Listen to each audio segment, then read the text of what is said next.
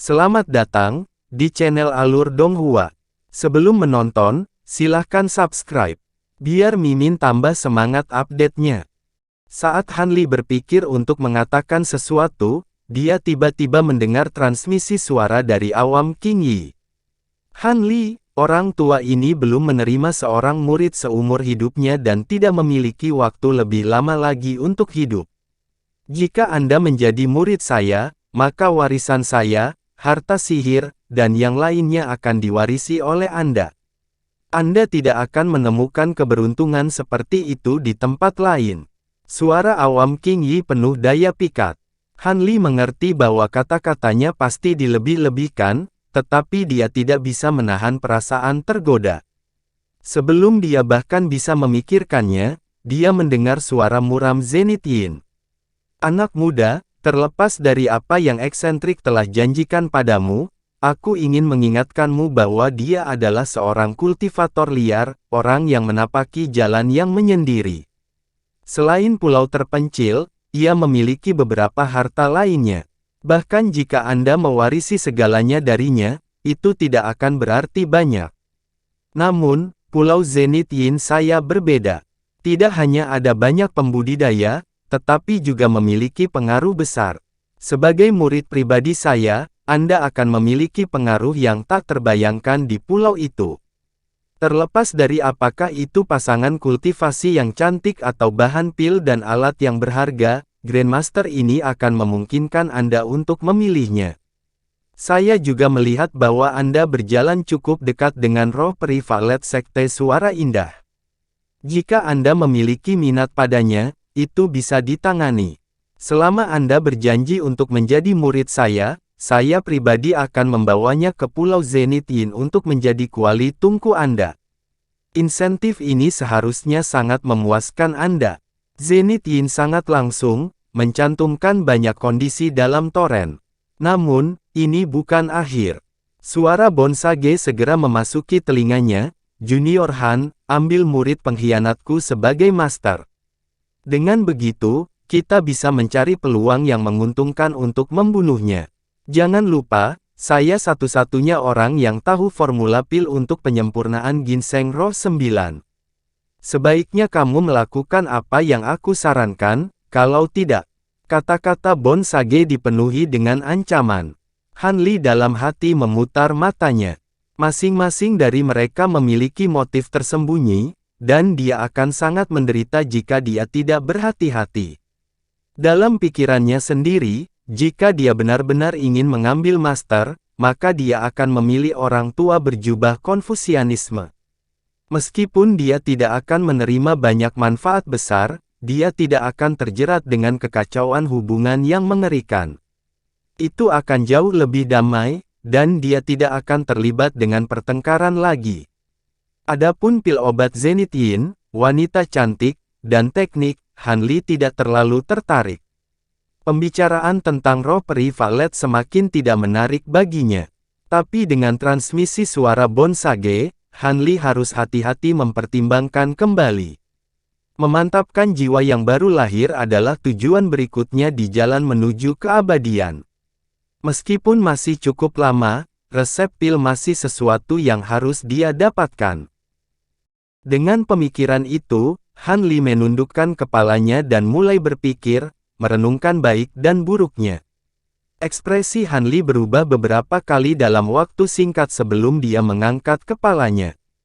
Kata-katanya berikutnya adalah terdengar merdu di telinga Zenith Yin dan kekecewaan lelaki tua berjubah Konfusianisme itu. Telah lama saya mendengar tentang reputasi hebat Pulau Zenith Yin. Junior ingin menerima beberapa petunjuk dari Senior Wu. Pilihan yang bagus, Hanli. Grandmaster ini pertama-tama akan menerima Anda sebagai murid. Ketika kita nanti kembali ke Pulau Zenith Yin, saya akan mengadakan upacara bagi Anda untuk menjadi murid resmi.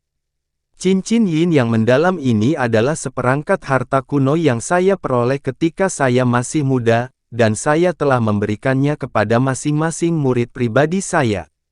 Karena itu adalah kenang-kenangan dan harta pelindung, pastikan untuk merawatnya dengan baik. Zenith Yin memahami nilai pukulan saat setrika panas. Dia segera mengambil cincin abu-abu gelap dari tangannya dan menyerahkannya kepada Han Li. Han Li menerimanya dengan sedikit terkejut dan dengan hati-hati melihatnya. Cincin itu kira-kira sebesar yang diharapkan, tapi itu terukir dengan beberapa karakter jimat misterius yang melepaskan cahaya biru pucat. Orang bisa mengatakan bahwa itu tidak biasa dalam sekejap. Saat Han Li merasakan kegembiraan, dia mendengar Bonsage mengejek. Cincin yin yang mendalam. Tampaknya murid pengkhianat saya telah dengan bersih menghilangkan jejak keberadaan saya. Ini jelas merupakan harta karun kuno yang telah saya berikan kepadanya, cincin yin yang. Dia benar-benar mengubah namanya. Jangan terlalu bersemangat. Meskipun cincin yin dapat melindungi tubuh Anda dan menolak serangan, cincin yang dimilikinya dapat digunakan untuk menahan Anda. Jika Anda mencoba menggunakannya ketika Anda berurusan dengannya, Anda hanya akan menemui ajal Anda sendiri. Petik 2. Ketika Han Li mendengar ini, dia tidak mengungkapkan keanehan apapun saat dia dengan hormat mengucapkan terima kasih kepada Zenith Yin. Namun, dia hanya bisa menghela nafas dalam hati. Dengan perencana yang begitu dalam dan licik seperti Zenith Yin di sisinya, dia pasti sangat waspada. Jika tidak, dia akan mengalami nasib buruk. Dia sekarang berharap Bonsage benar-benar memiliki metode untuk membunuh Zenith Yin. Jika tidak, dia nantinya harus bergabung dengan Pulau Zenith Yin dan dengan patuh menjadi murid Zenith Yin yang eksentrik. Selain itu, bahkan jika Han Li benar-benar ingin menjadi murid yang taat, Zenith Yin mungkin tidak tulus menerimanya. Apakah Zenith Yin akan menjadi musuh atau tidak setelah semua dilakukan, adalah masalah lain yang harus diperhatikan. Mengikuti Zenith Yin dengan setia bukanlah pilihan. Sampai sekarang, dia hanya bisa berimprovisasi saat kejadian berlangsung, karena dia tidak memiliki kekuatan untuk melakukan sebaliknya. Meskipun Han Li sangat menyadari bahwa dunia kultivasi adalah tempat yang lemah menjadi mangsa bagi yang kuat, dia tidak merasakan seperti itu sejak dia berada di pendirian yayasan. Dia sebelumnya telah dalam keadaan berbahaya berkali-kali sebelumnya, tetapi dia mampu menggunakan seluruh kekuatannya untuk mengatasi rintangan. Tetapi jika dia sekarang menghadapi seorang pembudidaya Nas Chainsaw, dia tidak akan memiliki kesempatan sedikit pun. Ini semua membuatnya bertanya-tanya apakah dia dilahirkan di bawah bintang terkutuk. Namun, ini adalah pemikiran yang lewat. Dia hanya berpikir untuk mengikuti Bonsage dan menyelidiki rahasia dari fragmen peta dari rasa ingin tahu. Bagaimana dia mendaratkan dirinya di mata para pembudidaya Nas Chainsaw?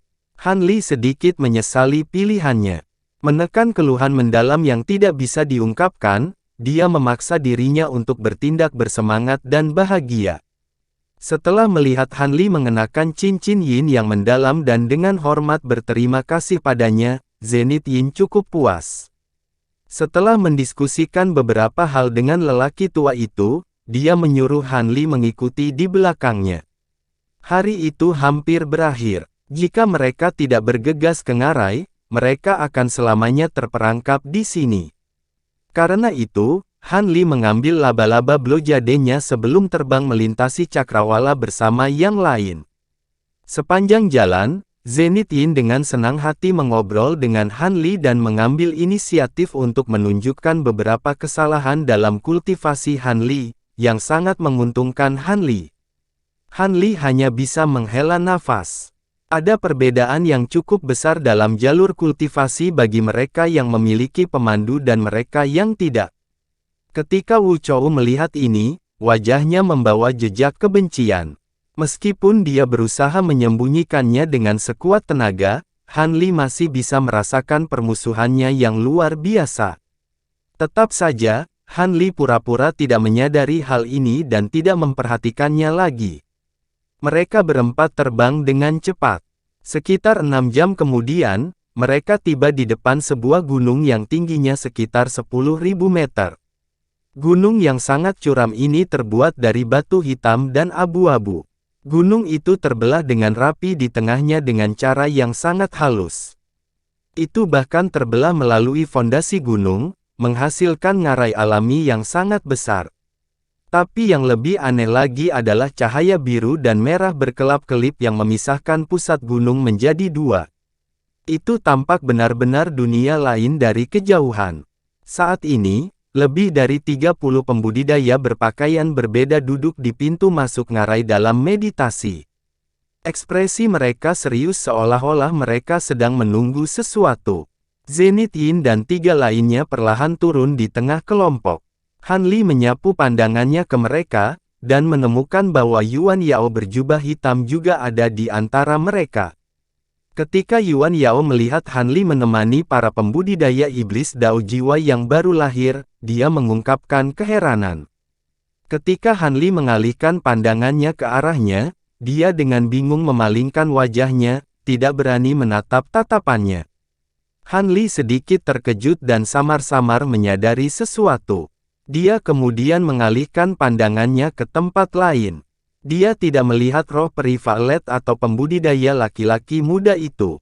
Sepertinya mereka kembali ke paviliun tanpa niat menjalani jalur es dan api. Meskipun pembudidaya yang bermeditasi tampak serius, masing-masing memiliki sikap yang tidak biasa. Dalam hal budidaya, mayoritas dari mereka lebih unggul dari Han Li. Meskipun dia tidak tahu berapa banyak dari mereka yang memiliki kultivasi formasi inti yang terlambat, dia dapat mengatakan bahwa mayoritas dari mereka memiliki kultivasi formasi inti pertengahan. Adapun mereka yang memiliki budidaya formasi inti awal seperti Han Li dan Yuan Yao, hanya ada 7. Namun, semuanya terkumpul dan tampil penuh percaya diri. Setelah Han Li menyelesaikan pengamatannya, dia sedikit mengernyit. Tidak ada pembudidaya Nas Chen Sol lain yang hadir selain Zenith Yin dan Awam King Yi. Melihat ini, Zenith Yin menemukan area yang bagus dan duduk. Wu Chou mengikuti dan duduk di sampingnya. Han Li, istirahatlah di samping tuanmu. Zenith Yin berbicara, dengan asumsi perantuan lembut Han Li. Han Li tidak ingin mendekati eksentrik, tetapi di bawah tatapan Zenith Yin, dia hanya bisa memaksa dirinya untuk menurut dan duduk di sampingnya. Saat Han Li duduk, dia mendengar ledakan sonik dari langit yang jauh. Wan Tianming dan 2 pembudidaya Nas Chen Sol Raites Dao lainnya muncul dan turun ke tanah. Ketika mereka melihat Zenith Yin dan Awam King Yi, mereka mencibir dan berkumpul di lokasi lain. Mereka saling berbisik, mendiskusikan beberapa hal rahasia. Ketika Zenith Yin melihat ini, dia mendengus dan segera menutup matanya tak lama kemudian. Han Li tidak mungkin setenang Zenith Yin. Sebaliknya, dia mengalihkan pandangannya ke tempat lain seolah-olah dia sedang mengamati sesuatu. Namun, jika seseorang memeriksa Han Li dengan penuh perhatian, orang akan menemukan bahwa tatapannya tidak fokus dan dia benar-benar lalai. Dalam beberapa waktu, 6 pembudidaya lagi tiba berturut-turut. 2 tetua istana bintang berpakaian putih juga bergegas. Sekarang, hanya ada 1 pembudidaya Nas Chen Sol yang belum tiba, Men Huzi. Dalam 1 jam berikutnya, Men Huzi belum muncul, menyebabkan Wan Tianming dan pembudidaya Dao benar lainnya untuk melihat Zenith Yin dan Awam King Yi dengan ekspresi aneh. Meski begitu, keduanya tetap terlihat tenang. Saat Han Li lebih dekat dengan keduanya, dia bisa melihat sedikit ketakutan di mata mereka. Absennya Men Huzi jelas mengkhawatirkan kedua iblis Dao yang eksentrik, karena mereka tidak akan bisa menandingi Dao yang benar tanpa dirinya. Seiring waktu perlahan berlalu, Zenith Yin dan Awam King Yi tidak lagi mampu mempertahankan wajah tenang mereka. Ekspresi mereka menjadi tegas saat mereka mulai berulang kali menatap ke arah langit. Meskipun langit tidak menunjukkan indikasi waktu berlalu dan selalu cerah, Han Li mengira hari akan segera berakhir. Mungkinkah Men Huzi, sosok teratas dari iblis Dao, mengalami kecelakaan di Aula Heaven Void? Han Li bertanya-tanya, dalam situasi ini, apakah ini akan menguntungkan atau merugikan baginya? Dengan para pembudidaya iblis Dao yang semakin gelisah, para pembudidaya Dao yang benar menjadi semakin jahat. Segera, peluit yang menusuk mencapai mereka dari langit yang jauh.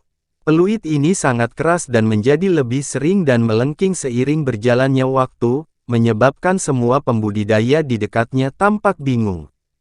Tetapi ketika Zenith Yin dan lelaki tua berjubah Konfusianisme mendengar ini, ekspresi mereka menjadi santai dan mereka saling memandang sambil tersenyum. Pria tua berjubah Konfusianisme itu tersenyum dan dengan lembut berkata, sepertinya suasana hati Menhuzi cukup baik. Dia seharusnya mendapatkan panen yang tidak terduga. Apa yang tidak terduga? Paling-paling, dia akan memetik buah Genesis tanpa komplikasi. Zenith Yin menggelengkan kepalanya dan berbicara tanpa khawatir. Awam King Yi tersenyum, tetapi ketika dia berpikir untuk mengatakan sesuatu, bola cahaya kuning melintas di langit yang jauh dan melesat ke arah mereka seperti bintang jatuh. Dalam sekejap, semua orang menatap langit. Mata Han Li membentuk ekspresi aneh, mengandung ketakutan tersembunyi saat dia menatap bola cahaya. Han Li tidak bisa menahan diri. Para pembudidaya lain yang melihat kekuatan seni iblis surgawi untuk pertama kalinya juga mengungkapkan ekspresi terkejut.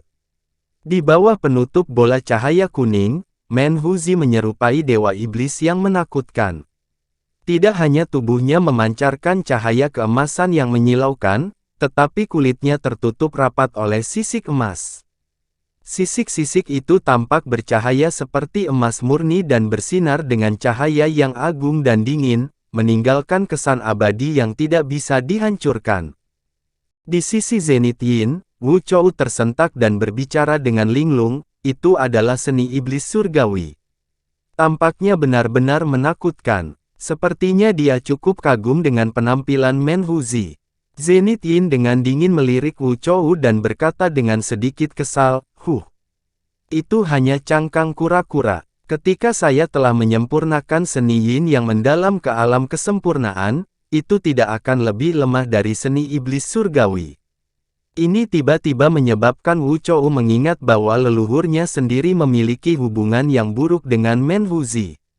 Bukankah pujiannya terhadap Menhuzi sengaja memprovokasi Zenith Yin? Dia kemudian berulang kali memuji tuannya dengan penampilan malu sebelum diam. Di langit, Menhuzi menyapu pandangannya melewati mereka dan segera melihat Zenith Yin dan yang lainnya. Dia jatuh ke arah mereka, menyebabkan tanah di dekatnya bergetar saat mendarat. Setelah mendarat, sisik Menhuzi ditarik dari tubuhnya, dan cahaya keemasannya berangsur-angsur memudar. Tampaknya Brother Man memiliki panen yang sangat sukses.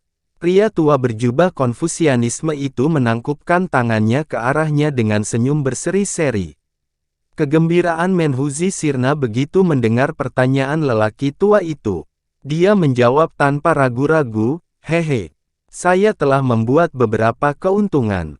Aku membunuh kodok bergaris es di dekat pohon buah Genesis. Inti dalamnya akan terbukti sangat bermanfaat bagi seni iblis surgawiku." Zenith Yin dan Awam King Yi menemukan ini bertentangan dengan harapan. Mereka saling memandang dengan cemas, tidak tahu apakah dia mengatakan yang sebenarnya. Setelah jeda beberapa saat, senyum Awam King Yi sebelumnya dipulihkan, dan dia berkata, "Kalau begitu saya harus memberi selamat kepada rekan Daoismen. Jika seni iblis surgawi Anda berkembang, Anda akan memiliki kekuatan yang sama dengan Arksain dari 6 jalan dan Sage bintang surgawi." Setelah itu, Zenith Yin juga mengucapkan selamat kepadanya dengan ekspresi tenang. Menhuzi terkekeh dan hendak mengatakan sesuatu, tetapi dia tampak sedikit bingung ketika matanya tertuju pada Han Li. Dia tetap sedikit bingung dan melepaskan jejak tekanan yang mencengangkan. Menahan beban tekanan ini, Han Li langsung merasa tubuhnya tegang, tidak mampu bergerak seolah-olah masing-masing anggota tubuhnya dibebani oleh 1000 kilogram. Tapi yang paling mengejutkan Han Li adalah perasaan tatapan dingin Menhuzi yang menembus pikiran dan tubuhnya. Kulit Han Li menjadi pucat pasi, dan dia bereaksi dengan mengedarkan teknik pengembangan besar. Setelah beberapa saat, pikirannya menjadi stabil, mengembalikan sedikit darah ke wajahnya dan memulihkan kendali tubuhnya kembali normal. Menhuzi tidak bisa tidak tercengang. Dia segera mengungkapkan jejak kejutan yang menyenangkan, tetapi ketika dia berpikir untuk melakukan sesuatu yang lain, Zenith Yin kabur dan muncul di depan Hanli. Zenith Yin mengimbangi tekanan memaksa Menhuzi dan dengan tenang bertanya, "Saudaraku, apa yang kamu lakukan? Mengapa kamu menggertak murid juniorku?" "Murid junior?" Menhuzi menatap kosong sejenak sebelum tampak murung. Setelah dengan jijik melirik Wu Chou, dia dengan belak-belakan berkata, "Zenith Yin, apakah kamu mengolok-olokku? Selain anak muda Wu Chou itu, murid lain apa yang kamu bawa ke Aula Heaven Void?" Dia muncul seolah-olah dia berencana untuk menyerang jika dia ingin dikoreksi. "Hehe, Menhuzi, kamu salah paham. Teman muda Hanli baru saja diterima sebagai murid oleh rekan Taois Wu hari ini. Tidak heran mengapa rekan Daois Men tidak mengetahuinya." Awam King Yi buru-buru memberikan penjelasan dari samping. Saat ini, Hanli sangat penting bagi mereka. Itu wajar baginya untuk mencegah terjadinya kecelakaan. "Zenith Yin, apakah aku mendengar dengan benar? Anda menerima seorang murid saat di sini?" Menhuzi mengungkapkan keterkejutannya dan menilai Hanli 2 kali. "Meskipun dia hanya murid atas nama karena saya belum melakukan upacara formal, teman muda Hanli sekarang menjadi anggota Pulau Zenith Yin. Saya harap Brother Man tidak akan memperlakukan saya terlalu keras." Zenith Yin berbicara dengan sedikit senyum. Menhuzi berkedip beberapa kali, menatap Zenith Yin dan Awam King Yi sejenak sebelum mengalihkan pandangannya ke arah Hanli. Dia kemudian tertawa dan berkata, "Bagus, sangat bagus. Muridmu ini cukup baik. Tak perlu dikatakan, indera spiritualnya beberapa kali lebih besar dari cucumu itu. Jika Anda dengan hati-hati membinanya, dia akan memiliki prospek yang bagus di masa depan." "Hehe, prospek yang bagus memang." Kalimat terakhirnya itu sepertinya memiliki makna yang lebih dalam. Zenith Yin dan Awam King Yi benar-benar bingung dan saling memandang dengan bingung. Zenith Yin mengerutkan kening dan perlahan bertanya, "Apa maksud Brother Man?" "Tidak ada artinya. Murid atas nama Anda cukup bagus. Apakah Anda tertarik untuk memberikannya kepada saya? Saya merasa anak muda ini cukup cocok untuk mengolah seni iblis surgawi saya." Menhuzi berbicara tanpa peduli, tetapi kata-kata itu sangat menakutkan sesama pembudidaya iblis Dao. Awam King Yi buru-buru mengubah topik pembicaraan. "Kakak pasti bercanda. Teman muda Han telah menjadi murid Zenith Yin. Bagaimana dia bisa begitu santai berubah?" Menhuzi dengan muram tertawa dan mengelus jenggotnya. Dia tiba-tiba berbicara dengan nada dingin, "Hehe. Jika Anda tidak bersedia, maka mari kita lupakan saja. Sejujurnya, menerima seorang murid terlalu merepotkan bagiku. Namun, mengapa rekan Daois King tumbuh begitu cemas untuk seorang murid dari Pulau Zenith Yin? Mungkinkah anak muda ini memiliki sesuatu yang tidak bisa diungkapkan?" Setelah ini dikatakan, ekspresi lelaki tua itu berubah sesaat sebelum dengan tenang melirik Zenith Yin. Terima kasih sudah menonton. Sampai jumpa di episode selanjutnya. Jangan lupa subscribe, like, dan nyalakan loncengnya.